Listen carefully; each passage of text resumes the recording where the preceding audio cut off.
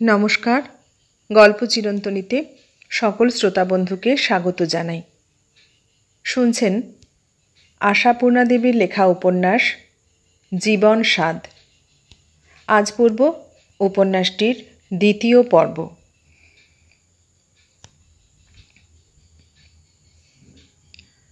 পরদিন চায়ের টেবিলে মল্লিকার আবির্ভাব। গতকালকের মতো প্রসাধনমণ্ডিত নয়, একটু যেন ঢিলেঢালা, সদ্য স্নান করেছে, খোলা ভিজে চুল। প্রভাতের মনে হলো এ আরও অনেক মনোরম। কাল ভেবেছিল রূপসী, আজ ভাবল সুন্দরী। কাল মনে করেছিল মনোহর, আজ মনে করল মনোরম। বয়সের ধর্ম, প্রভাত একটু অভিমান দেখালো।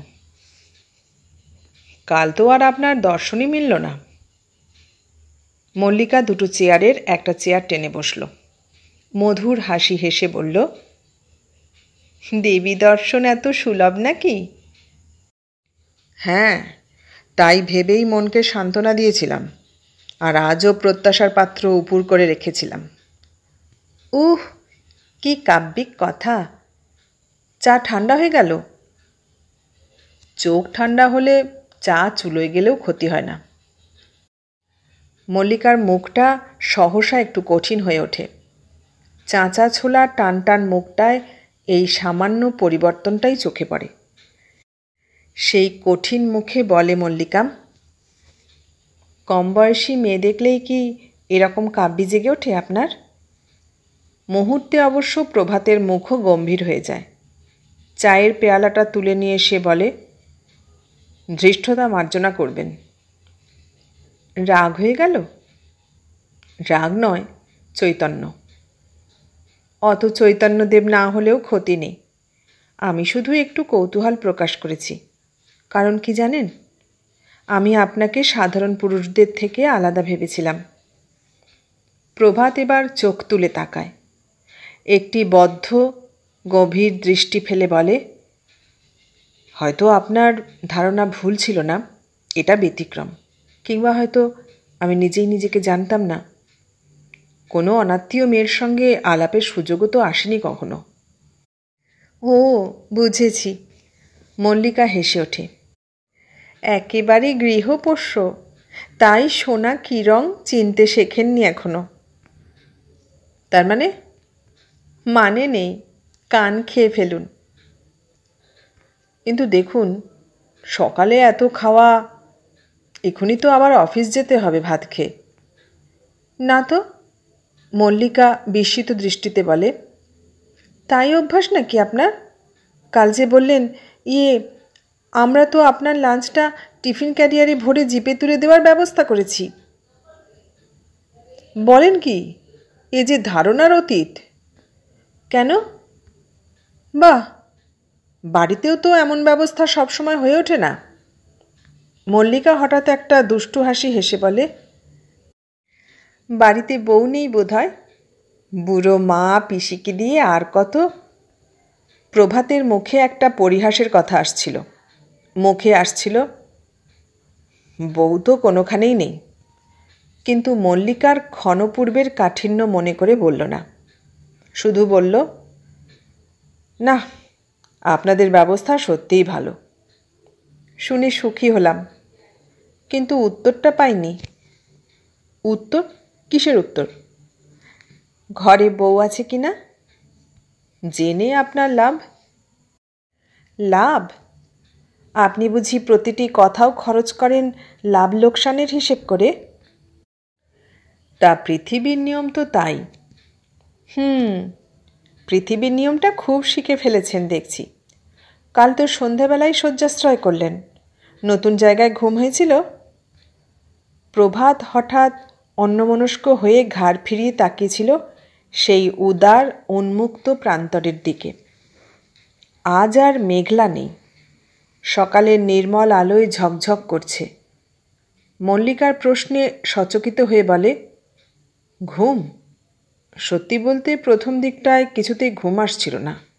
এত রকম শব্দ। শব্দ? কিসের শব্দ? একটু যেন উত্তেজিত দেখায় মল্লিকাকে। প্রভাত বিস্ময় বোধ করে হেসে ওঠে।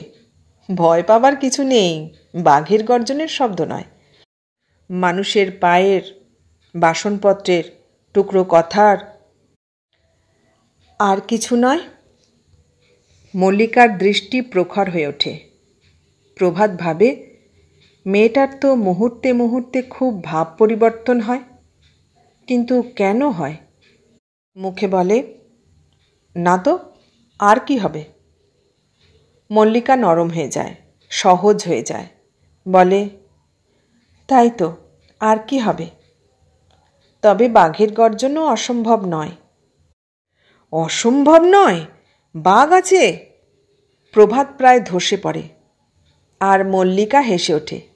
ভয় পাবেন না, পাহাড়ের ওদিকে বাঘ ডাকে। তবে বাঘের চাইতে ভয়ঙ্কর 3-3টে কুকুর রাত্রে পাহারা দেয় এখানে। চেন খুলে রাখা হয়, বাঘও ভয় পায় তাদের। কিছুক্ষণ স্তব্ধতা, তারপর আস্তে বলে প্রভাত, সন্ধেবেলা আপনি খুব খাটেন, তাই না? শুধু সন্ধেবেলা? সর্বদাই, অহোরাত্র। কেমন একটা ব্যঙ্গ হাসির সঙ্গে বলে মল্লিকা। প্রভাত বলে, এত কি কাজ? লোকজন তো রয়েছে। লোকজনকে দিয়ে কি সব হয়? অতিথির আদর অভ্যর্থনা নিজেরা না করলে চলে? শুনে সহসা প্রভাতের সংস্কারগ্রস্ত গৃহস্থ মন বিরূপ হয়ে ওঠে, আর অধিকার অনধিকারের প্রশ্ন তুলে বলে ফেলে সে, এটা আপনার আপত্তি করা উচিত। মল্লিকা নিরীহভাবে বলে, কোনটা অন্যায়? কিসে আপত্তি করা উচিত? এই যে আসে তার আদর অভ্যর্থনার দায়িত্ব আপনার নেওয়া। কত রকমের লোক আসে, আর এইসব অঞ্চলে নানা জাতের ব্যবসায়ীরা যে কী ধরনের লোক হয় জানেন না তো? মল্লিকা আরও নিরীহভাবে বলে, আপনি জানেন? এর আর জানাজানি কি আছে? প্রভাত সব জানতার ভঙ্গিতে বলে, কে না জানে? না না, আপনি ওসব দিকে যাবেন না। বাহ, মামার ব্যবসার দিকটা তো দেখতে হবে। দেখতে হবে? প্রভাত চটে উঠে বলে, মামার ব্যবসাটাই বড় হলো, নিজের মান সম্মানটা কিছু নয়? কে বললে মান সম্মানের হানি হয়? আবার উত্তেজিত হয় মল্লিকা। হয় না? আপনি বলছেন কি? প্রভাত উত্তেজিতভাবে বলে, এমন কিছু কম বয়স আপনার নয় যে জগতের কিছু বোঝেন না। এ থেকে আপনার ক্ষতি হতে পারে, এ আশঙ্কা নেই আপনার? মল্লিকা গম্ভীর হয়ে যায়, বিষণ্ণভাবে বলে, আশঙ্কা থাকলেই বাকি, আমার জীবন তো এইভাবেই কাটবে। প্রভাত এই বিষণ্ণ কথার ছোঁয়ায় একটু থতমত খেয়ে গিয়ে বলে, বাহ, তাই বা কাটবে কেন? মেয়েদের জীবনে মস্ত একটা সুবিধে আছে, বিয়ে হলেই তারা একটা নতুন পরিবেশে চলে যেতে পারে। সুবিধেটা মস্ত, সন্দেহ নেই, কিন্তু কথা হচ্ছে বিয়ে না হলে? বিয়ে না হলে? প্রভাত দুর্বলভাবে বলে, না হবে কেন? সেটাই স্বাভাবিক। মল্লিকা হেসে ওঠে, মা বাপ মরা মেয়ে, মামার কি দায়? প্রভাত বোধ করি আবার ভুলে যায় সে কে, কি তার অধিকার। তাই রীতিমতো চটে উঠে বলে, দায় অবশ্যই আছে। এদিকে তো বাঙালিয়ানার খুব বড়াই করলেন আপনার মামা। বাঙালি সংসারে বাপমরা ভাগ্নির বিয়ে দেবার দায় থাকে না? তা থাকবে কেন? আপনাকে দিয়ে দিব্যি সুবিধে সুযোগ পাওয়া যাচ্ছে। মল্লিকা তীক্ষ্ণ কণ্ঠে বলে ওঠে, খুব তো বড় বড় কথা বলছেন। আপনি আমার বিষয়ে কতটুকু জানেন? জানেন মামা আমাকে দিয়ে কি কি সুযোগ সুবিধে পাচ্ছেন? বেশি জানবার কিছু নেই, নিজের চোখেই তো দেখলাম। খাতা লিখছেন, হিসেবপত্র দেখছেন, বোর্ডারদের সুবিধে স্বাচ্ছন্দ্য দেখছেন, নিজের মুখেই তো বললেন অহোরাত্র খাটছেন। এই যথেষ্ট, আর বেশি না জানলেও চলবে। আমি বলবো আপনার মামার এটা রীতিমতো স্বার্থপরতা, আর আপনার উচিত এর প্রতিবাদ করা। সত্যি? হঠাৎ বেদম খিলখিলিয়ে হেসে ওঠে মল্লিকা, আর নেহাত বাচাল মেয়ের মতো বলে ওঠে, মনে হচ্ছে আমার ওপর আপনার বড্ড মায়া পড়ে গেছে, লক্ষণ ভালো নয়। উপহাস করছেন? আহত কণ্ঠে বলে প্রভাত। কে বললে? মল্লিকা হাসি থামিয়ে বলে, খাঁটি সত্য কথা। কিন্তু একটা কথা ভেবে দেখেছেন কি, মামা এরকম স্বার্থপর না হলে আপনিই বা আমার জন্য এত দুশ্চিন্তা করবার অবকাশ পেতেন কোথায়? আপনার সঙ্গেও তো সেই একই সম্পর্ক, মামার বোর্ডার। প্রভাত চেয়ার ছেড়ে উঠে দাঁড়ায়, আরক্ত মুখে বলে, মাপ করবেন, নিজের পজিশনটা হঠাৎ ভুলে গিয়েছিলাম। আরামকুঞ্জের ডান পাশের রাস্তায় জিপ গাড়িটা প্রস্তুত হয়ে দাঁড়িয়েছিল। প্রভাত অফিসের সাজে সজ্জিত হয়ে এসে দেখল ভিতরে আরও দুজন ইতিমধ্যেই আসীন। গতকাল একাই গিয়েছিল এবং আজও সেই রকম ধারণা নিয়েই আসছিল। সহযাত্রী যুগলকে দেখে মনটা অপ্রসন্ন হয়ে উঠল। তা প্রভাত কি কোনো মানুষ ভালোবাসে না সে? ঠিক তাও নয়, সত্যি কথা বললে বলতে হয় প্রভাত একটু প্রাদেশিকতা দোষদুষ্ট। সহযাত্রীরা বাঙালি হলে সে যে পরিমাণ প্রসন্ন হয়ে উঠত সেই পরিমাণ অপ্রসন্ন হলো ওদের দেখে। বিদেশি পদ্ধতিতে একটু সৌজন্যসূচক সম্ভাষণ করে প্রভাত গম্ভীর মুখে উঠে বসল। দেখল পায়ের কাছে 3টি টিফিন ক্যারিয়ার বসানো এবং তাদের হাতলে এক একটা সুতো বেঁধে অধিকারীর নামের টিকিট লটকানো। Mister Goswami, mister Tandon, mister Nair. Prabhat ভাবল সর্বধর্ম সমন্বয়। ভাবল চ্যাটার্জি লোকটা ঝুনো ব্যবসাদার বটে। গাড়ি ঊর্ধ্বশ্বাসে ছুটল। 3টি যাত্রী কেউ কারোর সঙ্গে আলাপের চেষ্টা করল না। শুধু প্রভাতের মনে হলো অন্য দুজন যেন অনবরত তার দিকেই লক্ষ্য করছে। মনের ভ্রম নাকি সম্পূর্ণ সাধারণ ব্যাপার? প্রভাতও তো বারবার ওদেরই দেখছে। আজও সন্ধ্যায় গণেশ ও সেই অপর একজন খাবার নিয়ে এলো এবং যথারীতি মল্লিকার দেখা মিলল না। সকাল থেকে অকারণেই প্রভাতের মনটা বিষ হয়েছিল। সকালের সেই লোক দুটো এবেলাও সহযাত্রী হয়েছে, অর্থাৎ বোঝা যাচ্ছে এই ব্যবস্থাই চলতে থাকবে। জিপের ব্যবস্থা দেখে কাল খুশি হয়েছিল, আজ বিরক্তি বোধ করছে। কম্পাউন্ডের মধ্যে এদিক ওদিক 2-4খানা প্রাইভেট কার দাঁড়িয়ে থাকতে দেখে মেজাজ আরও খারাপ হয়ে গেছে। ওর মনে হচ্ছে জগতের সকলেরই প্রভূত টাকা আছে, নেই শুধু প্রভাতের। নিজের একখানি কার চালিয়ে যথেচ্ছ বেড়াতে পাওয়াটাই প্রভাতের মতে আপাতত জগতের শ্রেষ্ঠ সুখের অন্যতম মনে হতে লাগল। জিপের জন্যে আলাদা চার্জ দিতে হবে, অথচ কেমন যেন দয়া দয়া ভাব। নিজেকেও দয়ার ভিখিরি মতো লাগছে। গণেশকে প্রশ্ন করল, গাড়িতে আর যে দুজন ভদ্রলোক ছিল ওরা এখানে বরাবর থাকে? গণেশ গম্ভীরভাবে মাথা নেড়ে বলে, কি জানি। কি জানি মানে? তুমি জানো না? আগে না বাবু, আমাদের কিছু জানবার আইন নেই। ব্যাপার কি বলো তো? এখানে কিছু রহস্য টহস্য আছে নাকি? প্রভাত উত্তেজিতভাবে বলে, তোমাদের মালিক যখন স্টেশন থেকে নিয়ে এলেন তখন যেরকম ভেবেছিলাম সেরকম তো দেখছি না।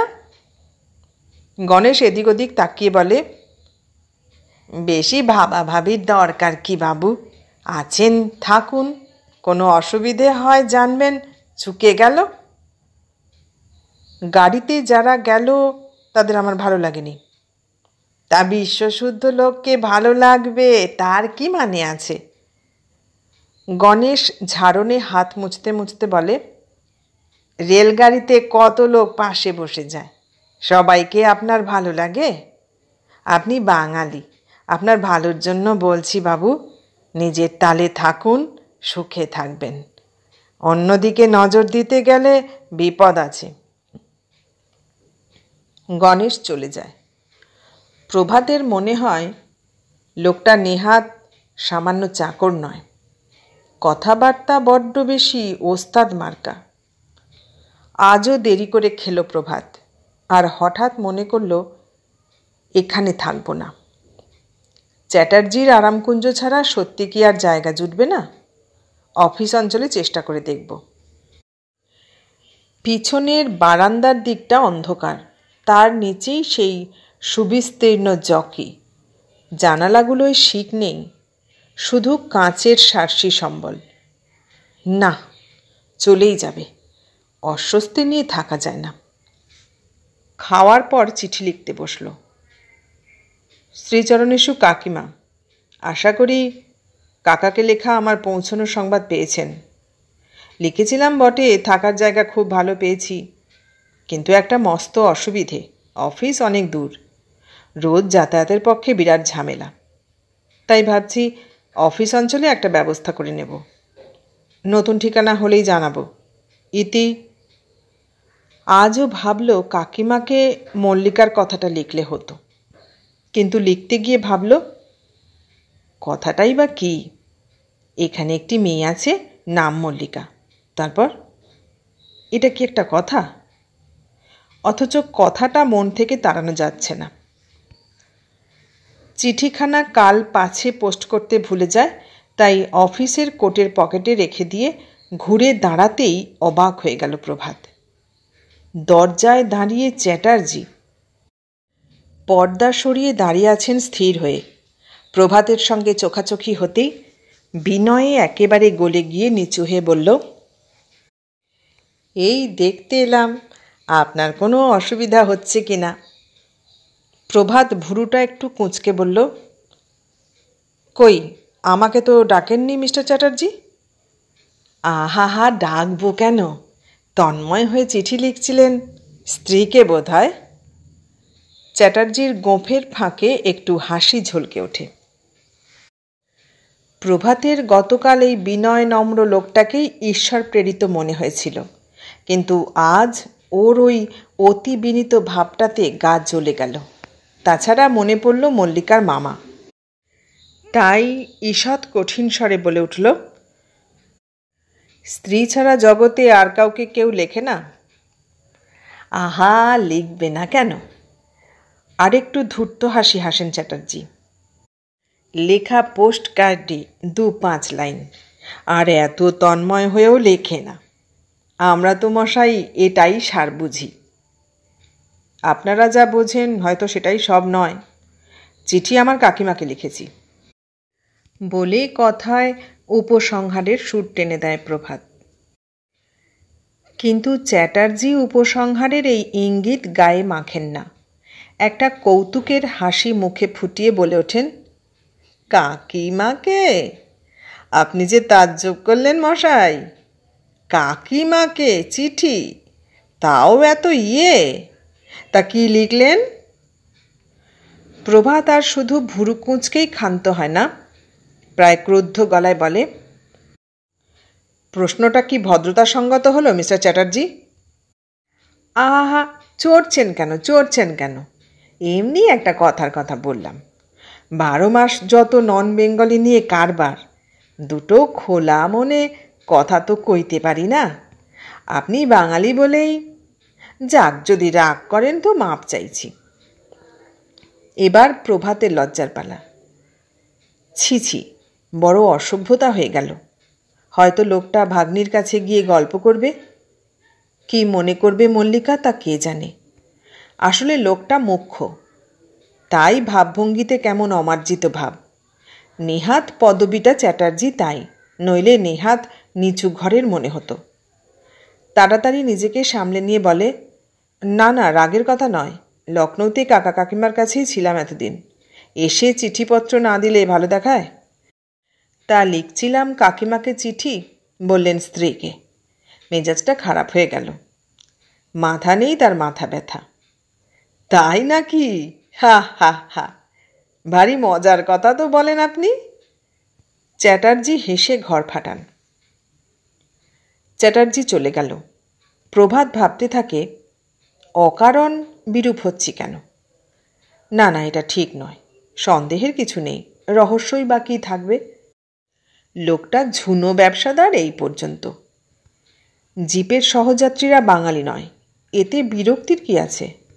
অফিসে তো সে ছাড়া আর একজনও বাঙালি নেই। যাচ্ছে না প্রভাত সেখানে? গণেশের কথাবার্তাই একটু বেশি কায়দার, যেন ইচ্ছে করে রহস্য সৃষ্টি করতে চায়। ওর সঙ্গে আর কথা বেশি বলার দরকার নেই। আর আর মল্লিকার সঙ্গেও দূরত্ব বজায় রেখে চলতে হবে। কি দরকার প্রভাতের? কার মামা তার ভাগ্নির প্রতি অন্যায় ব্যবহার করছে কি ন্যায় ব্যবহার করছে তার হিসেব নিতে যাওয়া? সিদ্ধান্ত করলে খাবে, ঘুমোবে, কাজে যাবে, ব্যাস। মনটা ভালো করে দরজা বন্ধ করে আলো নিভিয়ে শুয়ে পড়ল প্রভাত। ঘড়িতে দেখল রাত 9:45। কিন্তু প্রভাতের নিশ্চিন্ততার সুখ যে ঘণ্টা কয়েক পরেই এমনভাবে ভেঙে যাবে তা কি স্বপ্নেও ভেবেছিল সে? ঘণ্টা কয়েক? ঘণ্টা? 9:45 পরে শুয়ে কতক্ষণ ঘুমিয়েছে প্রভাত? ঘুমের মধ্যে সময় নির্ণয় হয় না, তবু প্রভাতের মনে হলো ঘণ্টা 3-4 পার হয়েছে। হঠাৎ ঘুম ভেঙে গেল। জানলার কাছে একটা টকটক শব্দ।